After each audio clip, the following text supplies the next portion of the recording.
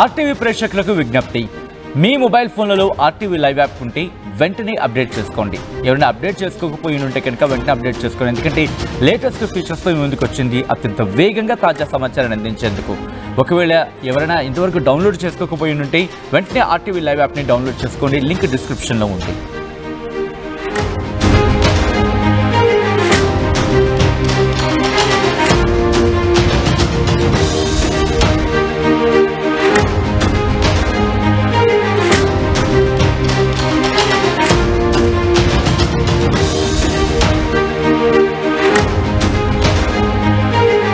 Breaking news చూస్తున్నారు. సింధు జలాల నిలిపివేతతో పాకిస్తాన్ అల్లాడిపోతోంది. తీవ్ర కరువు పరిస్థితులు నెలకొంటున్నాయి. నీళ్ల కోసం అల్లాడిపోతున్న పాకిస్తాన్ కి సంబంధించిన బిగ్ బ్రేకింగ్ న్యూస్ చూస్తున్నారు. సింధు జలాల నిలిపివేతతో ఉక్కిరి బిక్కిరి అవుతోంది పాకిస్తాన్. ప్లీజ్ నీళ్లు ఇవ్వండి అంటూ భారత్కు రిక్వెస్ట్ లెటర్లు రాస్తోంది. ఏప్రిల్ నుంచి ఇప్పటి వరకు 4 లేఖలు రాసింది పాకిస్తాన్ ప్రభుత్వం. పాకిస్తాన్ జల వనరుల శాఖ సెక్రటరీ రాసిన లేఖలపై భారత్ రియాక్ట్ కాలేదు. పహల్గాం దాడి తర్వాత పాక్ సింధు జలాలను నిలిపివేసింది భారత ప్రభుత్వం. నీళ్లు ఇవ్వకుంటే బతకలేమంటున్నారు పాకిస్తాన్ నేతలు. సో ఈ నేపథ్యంలో కామ్గా ఉండాలి కదా. ఇప్పుడు ఈ పాకిస్తాన్ నేతలు ఏమంటున్నారు, అది అంటే IWT ఇండస్ వాటర్ ట్రీటీని కనుక వెంటనే కొనసాగించకపోతే, అంటే ఇండస్ వాటర్ ట్రీటీ ద్వారా దానికి కట్టుబడి నీళ్లు ఇవ్వాలట. నీళ్లు ఇవ్వకపోతే భారత్ మీద యుద్ధాన్ని ప్రకటించేలా వాళ్ళు మళ్ళీ మాట్లాడుతున్నారు. రక్తాన్ని పారిస్తామంటూ ఒక ఉగ్రవాది మాట్లాడతాడు. ఎట్ ద సేమ్ టైం ప్రధాని షహబాజ్ షరీఫ్ ఏమంటాడు, నీళ్లు 25 కోట్ల మందికి జీవనాధారం, అటువంటి నీళ్లను ఆపేస్తే యుద్ధంగా పరిగణిస్తాం అంటూ పాక్ ప్రధాని షహబాజ్ షరీఫ్ చెప్పలే. మర్చిపోయారా? ఇటు భారత్ విడిపోయిన దగ్గర నుంచి, భారత్ పాకిస్తాన్ విడిపోయిన దగ్గర నుంచి, లేకపోతే ఒప్పందాల ప్రకారము ఏదో ఒకటి అనుకోండి మీరు. ఎంతవరకు నీటినిచ్చిందిగా, 2 యుద్ధాలని దాటింది, 2-3 యుద్ధాలను దాటింది. అప్పటికీ భారత్ ఆలోచించింది. కానీ మీరు ఉగ్రవాదాన్ని పెంచి పోషిస్తుంటే భారత్ చూస్తూ ఊరుకుంటుందా? ఈ నేపథ్యంలో నీటిని నిలిపివేస్తుంది. ప్రస్తుతం నీటిని రిలీజ్ చేయాలంటూ అక్కడి కార్యదర్శులు, అక్కడి అధికారులు భారత ప్రభుత్వానికి లేఖలు రాస్తున్నారు. ఒకవేళ నీళ్లను కనుక పంపించకపోతే మాకు ఇక్కట్లు తప్పవు, మాకు తీవ్ర కరువు పరిస్థితులు ఉంటాయి. ఇక్కడ ప్రజలకు మరి ముఖ్యంగా 3వ వంతు నీళ్లు, పాకిస్తాన్కి 3వ వంతు నీళ్లు భారత్ పంపించే నీళ్ళ మీద ఆధారపడి ఉంది అంటూ కూడా పాకిస్తాన్ మళ్ళీ, ఇన్ఫాక్ట్ పాకిస్తాన్కి తెలుసు భారత్ పంపించకపోతే అక్కడ ప్రజలు చనిపోయే పరిస్థితి వస్తుందని చెప్పి నీళ్ల కోసం అల్లాడిపోతోంది పాకిస్తాన్. సింధు జలాల నిలిపివేతతో ఉక్కిరి బిక్కిరి అవుతోంది. నీళ్ళు ఇవ్వండి ప్లీజ్ అంటూ భారత్కు రిక్వెస్ట్ లెటర్లు రాస్తోంది. ఏప్రిల్ నుంచి ఇప్పటి వరకు 4 లేఖలు రాసింది పాకిస్తాన్ ప్రభుత్వం. పాకిస్తాన్ జల వనరుల శాఖ సెక్రటరీ రాసిన లేఖలపై భారత్ రియాక్ట్ కాలేదు. పహల్గాం దాడి తర్వాత పాక్ సింధు జలాలు నిలిపివేస్తుంది భారత ప్రభుత్వం. నీళ్లు ఇవ్వకుంటే బతకలేమంటూ పాకిస్తాన్ నేతలు చెప్తున్నట్టు అర్థం చేసుకోవచ్చు. ఈ నేపథ్యంలో ఇటు పాకిస్తాన్ ఎటువంటి అంశాలను ఆ లేఖలో పేర్కొనడం జరిగింది. ఎట్ ద సేమ్ టైం ఇప్పుడు ఎలా ముందుకు వెళ్లే అవకాశం కనిపిస్తుంది తెలుసుకునే ప్రయత్నం చేద్దాం. మా ప్రతినిధి మనోజ్ అప్డేట్స్ అందించేందుకు సిద్ధంగా ఉన్నారు. మనోజ్, గతంలో చాలా సందర్భాల్లో సింధు జలాలకు సంబంధించి రైట్ మరి కాసేపట్లో మనోజ్ దగ్గరికి వెళ్ళే ప్రయత్నం చేద్దాం. నీళ్ళు ఇవ్వకుంటే కనుక బతకలేమంటూ పాకిస్తాన్ నేతలు చెప్తుందంటే అర్థం చేసుకోవచ్చు. ఎస్, మా ప్రతినిధి మనోజ్ అప్డేట్స్ అందించేందుకు ఫోన్ లైన్లో జాయిన్ అవుతున్నారు. మనోజ్, ఒకవేళ నీళ్ళు ఇవ్వకపోతే చచ్చిపోతా ఉంటూ పాకిస్తాన్ చెబుతోంది. అట్ ద సేమ్ టైం ఒక పక్క రిక్వెస్ట్ లెటర్లు రాస్తోంది, ఇంకో పక్క బెదిరింపులు దిగుతోంది. ఎలా చూడాలి పాకిస్తాన్ ఈ విధానాన్ని? పాకిస్తాన్ ఒక రకమైనటువంటి దుందుర్కు ప్రభావంతోనే ఉంది. సో ఆపరేషన్ సింధూర్ మనం మొదలు పెట్టక మునిపే పహల్గాం ఉగ్రదాడి ఘటన తర్వాత అక్కడ నుంచి ఒక పిచ్చుకుక్క బిలవల్ బుట్టగాడు, అంతకుముందు హఫీజ్ సయ్యద్ అందరూ కూడా వాళ్ళకు భారతదేశం ఇచ్చేటువంటి నీళ్లు ఎంత ముఖ్యమో అందరికీ తెలుసు. అందుకే మేము ఏదో మేకపోతు గాంభీర్యం అంటే వాళ్ళు ఏమంటారు, మేము అహంకారంగా తీసుకుంటామంటే ఒక దూరంతో దుందుర్కు ప్రభావంతో వెళ్తున్నారు. సో మన ప్రధాని మనం చెప్పేంటే blood and water cannot flow through one thing. So అక్కడ చాలా క్లియర్ గా మనం చెప్పాలనుకున్నది ఏంటంటే రక్తం మరియు నీళ్లు ఒకే దారి వెంట వెళ్ళకూడదు. సో బిలవల్ బుట్ట ఏమంటాడు, ఇండస్ వాటర్ ట్రీటీకి సంబంధించి రద్దు చేశారు, ఆ నీళ్లు కనుక ఇవ్వకపోతే భారతీయుల రక్తాన్ని కళ్ళ చూస్తామంటున్నారు. తర్వాత హఫీజ్ సయ్యద్ అంతకు మునిపే మన భారత ప్రభుత్వం కొన్ని డ్యామ్ నిర్మించాలని, చిన్నాబ్ రివర్ పైన లేకుంటే వాళ్ళకి కేటాయించిన కొన్ని రివర్స్ పైన మనకు కూడా కొన్ని వినియోగించుకోవాలి ఆ నీళ్ళని చెప్పి ఒక డ్యామ్ నిర్మించాలన్న ఆలోచన తలపెడితేనే మోదీని హెచ్చరించి మాట్లాడుకొచ్చారు హఫీజ్ సయ్యద్. తాజాగా ఈ ఆపరేషన్ సింధూర్ కంటే ముందు ఒకసారి లెటర్ వచ్చింది ఆల్రెడీ అక్కడి నుంచి ఇరిగేషన్ అక్కడ ఉన్నటువంటి వాటర్ రిసోర్స్ సెక్రటరీ దగ్గర నుంచి రిక్వెస్ట్ చేస్తూ మా దగ్గర సింధు ప్రావిన్స్ లో పంజాబ్ ప్రావిన్స్ లో పెద్ద ఎత్తున ఈ నీళ్లపై ఆధారపడి ఉన్న 21 కోట్ల మంది జనాభా ఏకంగా ప్రెసిడెంట్ షహబాజ్ షరీఫ్ చెప్పుకొచ్చారు ప్రధాని మాకు పెద్ద ఎత్తున నీళ్ళు అవసరం 21 కోట్ల మంది జనాభా ఇక్కడంతా కూడా ఆ నీళ్లపై ఆధారపడి ఉన్నారు. ఇక్కడ అగ్రికల్చర్ బేస్ దానిపై ఆధారపడి ఉంది. ఇక్కడ హైడ్రో ఎలక్ట్రిసిటీ పవర్ ప్రొడక్షన్ అక్కడ దానిపై ఆధారపడి ఉంది. ఇండస్ట్రీస్ పంజాబ్ ప్రావిన్స్ అత్యధికంగా ఇండస్ట్రీస్ ఉన్నాయి. ఆ ఇండస్ట్రీస్ అన్ని కూడా ఇండస్ వాటర్ పైన ఆధారపడి ఉన్నాయి. సో మీరు దాన్ని నిలిపివేస్తే డెఫినెట్ గా అంతకంతకు ప్రతీకారంగా మేము దాళ్లకు పాల్పడతామని చెప్పి షహబాజ్ షరీఫ్ హెచ్చరిక జారీ చేశారు. రిక్వెస్ట్ కానిది. ఆ తర్వాత కొన్ని రిక్వెస్ట్లు వచ్చాయి. సో బిఫోర్ ఆపరేషన్ సింధూర్ ఒక రిక్వెస్ట్ వచ్చింది. ఆపరేషన్ సింధూర్ తర్వాత కూడా ఒక 3 రిక్వెస్ట్ వచ్చింది. ఇప్పటి వరకు 4 లెటర్స్ వచ్చినట్టు తెలుస్తుంది ఆన్ ఆఫ్ అఫీషియల్ గా. సో ఈ 4 లెటర్స్ కూడా మినిస్ట్రీ ఆఫ్ ఎక్స్టర్నల్ అఫైర్స్ కి చేరాయి. కానీ ఇక్కడ ప్రభుత్వం ఒకటే చెప్తోంది, వాళ్ళు ఇంకా మన పైన దాడులు చేసి మన నీళ్లు తాగి మన భిక్ష వారు బతికి ఏకంగా మన పైన దాడులు చేయాలన్నటువంటి ఒక దురుద్దేశంతో ఉన్నారు. కాబట్టి పరిస్థితి ఇచ్చే ప్రసక్తి లేదని చాలా క్లియర్ గా 1960 ఆ అగ్రిమెంట్ ని రద్దు చేసేసింది. సో ఇన్ఫాక్ట్ వీళ్ళు ఇక్కడే కాదు, వరల్డ్ బ్యాంక్ దగ్గర కూడా వెళ్ళారు. వరల్డ్ బ్యాంక్ దగ్గరికి వెళ్ళి గతంలో మీ యొక్క సమన్వయంతో మీరు కుదిర్చినటువంటి ఆ మధ్యవర్తిత్వంతోనే మా ఇరు దేశాల మధ్య అగ్రిమెంట్ జరిగింది. ఇప్పటి వరకు ఇండస్ వాటర్ లాంటి ఒక అగ్రిమెంట్ ఎక్కడ కూడా లేదు. అమెరికా మెక్సికో దేశాల మధ్య కూడా ఒక అగ్రిమెంట్ ఉండేది, కానీ with in short time break అయిపోయింది. చాలా దేశాల మధ్య ఇటువంటి సత్సంబంధాలను కొనసాగించే అవకాశం ఉన్నప్పటికీ ఇక్కడ కూడా కంటిన్యూ చేయలేదు. కానీ భారతదేశం మాత్రమే అదొక దయ్యాల దేశం, పాపిష్టి దేశం అయినప్పటికీ ఆ పాకిస్తానీలకి నీళ్లు అందాలి కదా అనే ఒక ఆలోచనతో మన దగ్గర నీళ్ళని వాళ్ళకి అందించే ప్రయత్నం. అగ్రిమెంట్ ఎన్ని దాడులు జరిగిన, పార్లమెంట్ పై దాడి చేసినా, ముంబై అటాక్ చేసినా, హైదరాబాద్ లాంటి చోట్ల బాంబ్ బ్లాస్ట్ చేసినా, మన ఆర్మీ జవాన్లు చంపినా కూడా కంటిన్యూ చేసింది. బికాజ్ వాళ్ళు కూడా మనుషులే కదా ఆలోచనతో. కానీ ఎప్పుడైతే సివిలియన్స్ టార్గెట్ చేసుకుని కూతకు వస్తారో ఈసారి డెఫినెట్ గా రిటిలేషన్ ఇవ్వాల్సిన అవసరం ఉందని చెప్పి నీళ్ళని బంద్ చేయడం జరిగింది.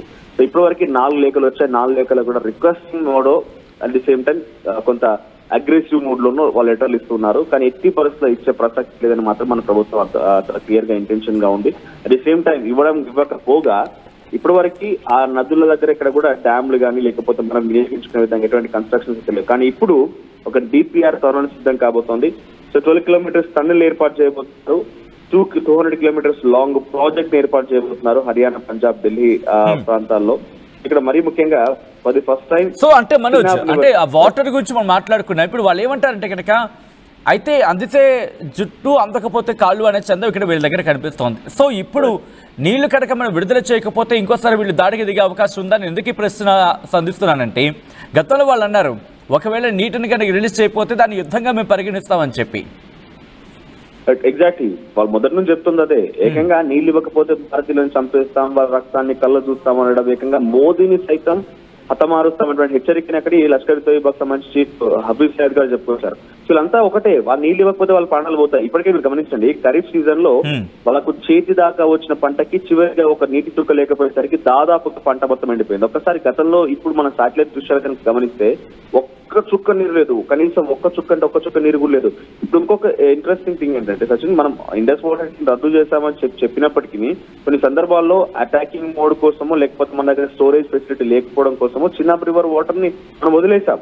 సో కొన్ని సందర్భాల్లో కొన్ని వాటర్ అయితే వాళ్ళు వెళ్ళిపోయాయి. ఆపరేషన్ సింధూర్ ముందు, సింధూర్ తర్వాత కూడా కొన్ని సందర్భాల్లో 1-2 గేట్లు ఎత్తడం, ఆ వాటర్ ఫ్లో, ఎందుకంటే హైయెస్ట్ ఇండియా నార్త్ ఇండియాలో పెద్ద ఎత్తున వర్షాలు కురవడంతో ఆ నదీ ప్రవాహం ఎక్కువగా అయిపోయింది. కొన్ని నీళ్లు వదిలేసాం. కానీ ఇప్పుడు మాత్రం చాలా స్ట్రిక్ట్ గా ఆ వాటర్ ను కూడా, చుక్క నీటి కూడా వదిలేయకుండా ఏర్పాట్లు చేయాలని భారత ప్రభుత్వం ఆలోచన చేస్తోంది. మీరు అంటున్నట్టుగా వదిలేకపోతే యుద్ధమే ఇవన్నీ మాట్లాడుతూనే మళ్ళీ వాళ్ళు ఏం చేస్తున్నారంటే, మన దగ్గర operation Sindoor out reach exercise అని చెప్పి ఎంపీల బృందాన్ని మనం వివిధ దేశాలకు పంపించి ఆపరేషన్ సింధూర్ ఎలా జరిగింది, ఏ రకంగా ముందుకు వెళ్ళింది, పాకిస్తాన్ భారత్ తో ఏ రకంగా దాడి చేసిన విషయాన్ని మనం చెప్పదలుచుకుంటే, అంటే పాకిస్తాన్ లో ఒక ప్రత్యేక బృందాన్ని ఏర్పాటు చేసింది. బృందాంతో పాటుగా వాళ్ళంతా వెళ్ళిపోయి మలేషియా, ఇండోనేషియా లాంటి దేశాలకు వెళ్ళిపోయి మనంతా ఒకే మతం వల్ల మనం అంతా కలిసికట్టుగా ఉండాలి, భారత్ ఈ రకంగా మాపై దుశ్చర్యకు పాల్పడుతున్న రకంగా వాళ్ళు సింపతి గెయినింగ్ కోసం ప్రయత్నం చేస్తున్నారు. కానీ ఎవరు పట్టించుకోవడం లేదు. వరల్డ్ బ్యాంక్ వరకు కూడా వెళ్ళారు. ఆ రోజు వరల్డ్ బ్యాంక్ మధ్యవర్తం వహించడం వల్లే ఈ అగ్రిమెంట్ జరిగింది. వరల్డ్ బ్యాంక్ వరకు కూడా వెళ్ళిపోయి వరల్డ్ బ్యాంక్ మీరు ఇన్వాల్వ్ కావాలంటే మీ యొక్క దుర్బుద్ధి, మీ దురాలోచన, మీ ఉగ్రవాద చర్య మాకు తెలుసు కాబట్టి మీరు కొట్టుకోజావండి, మీరు ఏమైనా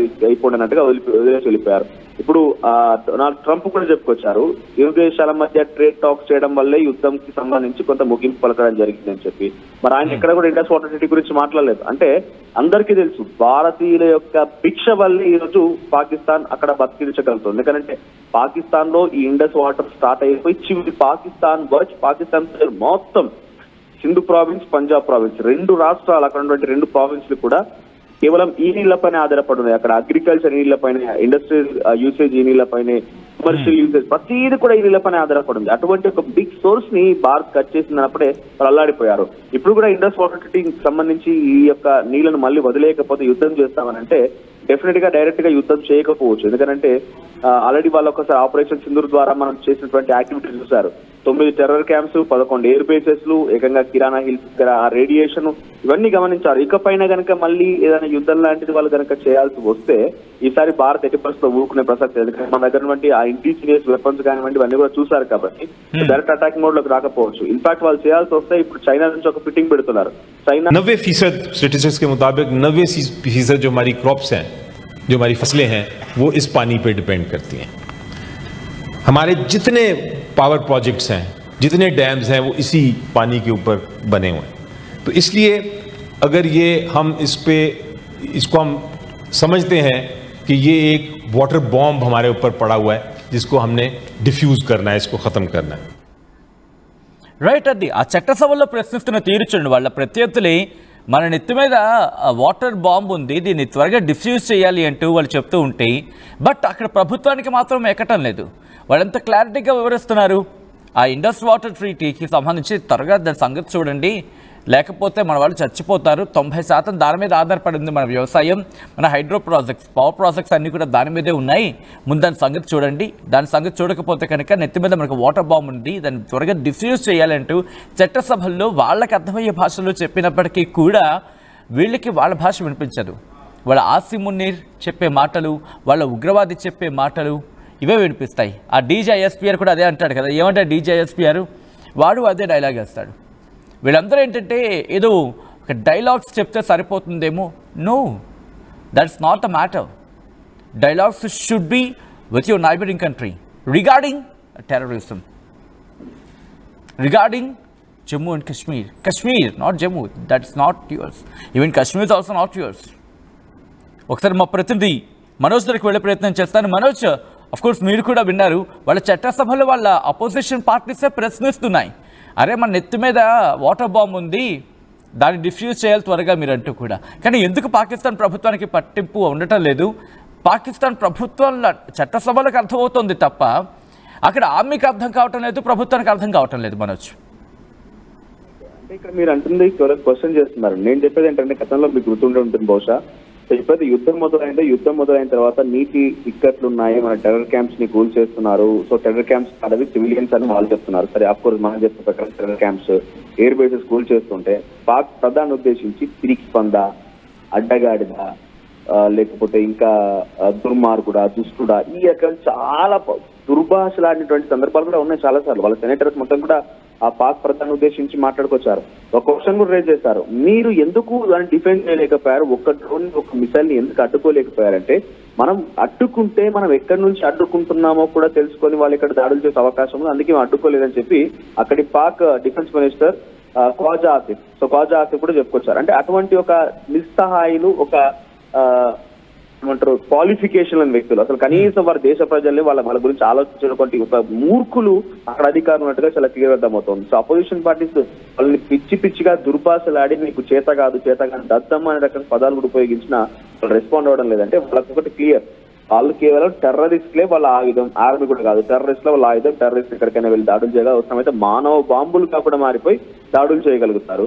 ఆ టెర్రరిస్టులకే వాళ్ళకి సహాయం చేయాలి కాబట్టి ఎంత దూరమైన వెళ్ళడానికి సిద్ధంగా ఉంది అక్కడ ప్రభుత్వం. సో ప్రజెంట్ మీరు చెప్తున్న ప్రకారంగా ఇండస్ వాటర్ ట్రీటీకి సంబంధించి నీళ్లు వదిలిపెట్టకపోతే అక్కడ ప్రాణాలు పోతాయి, అంటే కొన్ని లక్షల కోట్ల ప్రాణాలు పోతాయి. పంజాబ్ ప్రావిన్స్ మొత్తంలో ఇండస్ట్రీస్ అన్ని కూడా దీనిపై ఆధారపడి ఉన్నాయి. సింధు ప్రావిన్స్ విషయానికి వస్తే మధ్య సింధు ప్రావిన్స్ దగ్గర ఒక ప్రాంతానికి సంబంధించి ఎడారిగా మారినటువంటి ఆ ప్రాంతంలో ఎంతో కొంత ఈ యొక్క జలాలు వస్తాయి. ఆ జలాలని ఒక 6 కెనాల్స్ ద్వారా వివిధ రూపాల్లో దారి మళ్లించి ఆ ఎడారి ప్రాంతాల్లో కూడా నీళ్లు మరలిస్తామని చెప్పేటువంటి ఒక లక్ష్యంతో బిలావల్ భుట్టో పార్టీ అక్కడ పంజాబ్ ప్రావిన్స్ లో సింధు ప్రావిన్స్ లో అధికారంలో ఉంది. అయితే అక్కడ ప్రజలంతా ఏం చేస్తారు, చేతుల్లో గన్నులు పట్టుకొని పోలీసులు ఇంటిని చుట్టుకొట్టేశారు. అరే నాయన అసలు తాగడానికి చుక్క నీరు లేదు, ఇక్కడ నీళ్ళు ఒక్క చుక్క నీళ్లు రావడం లేదు.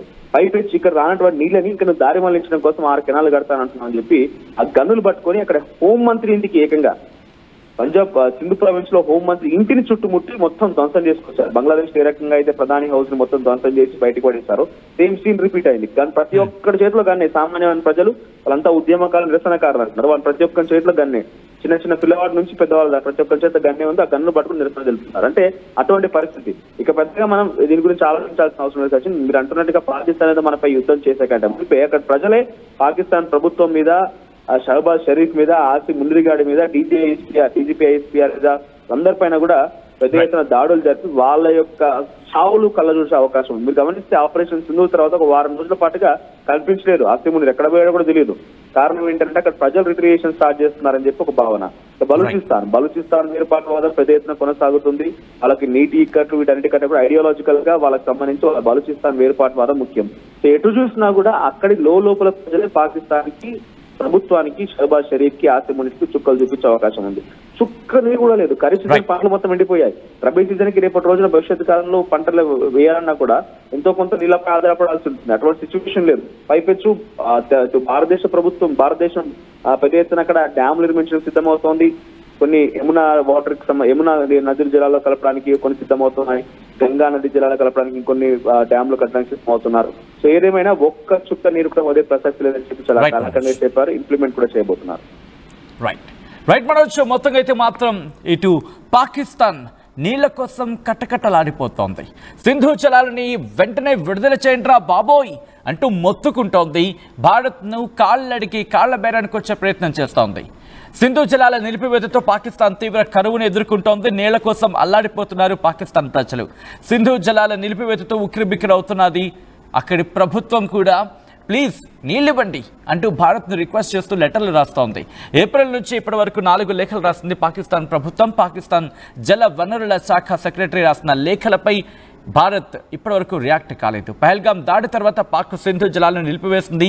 నీళ్ళవ్వకుంటే బతకలేమంటూ పాకిస్తాన్ నేతలు చెప్తున్నారు. ఇంకో సందర్భంలో ఇటు ఉగ్రవాదులు కావచ్చు, లేకపోతే పాకిస్తాన్ ఆర్మీకి సంబంధించిన వాళ్ళు కావచ్చు, ఏమంటున్నారు, భారత్కి వార్నింగ్ ఇస్తున్నారు. డ్యామ్ని పేల్చేస్తామంటున్నారు, డ్యామ్ని లేపేస్తామంటున్నారు, నీళ్ళు వదలకపోతే యుద్ధమే అంటున్నారు. వాళ్ళకి ఇష్టం వచ్చింది మాట్లాడుతున్నారు. ఈ నేపథ్యంలో పాకిస్తాన్కు నీళ్లు వదలాలా భారత్ వద్దా?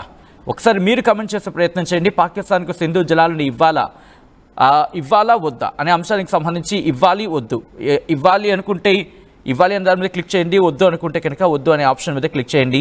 అండ్ మీరు కూడా ఈ పోల్లో పార్టిసిపేట్ చేయండి.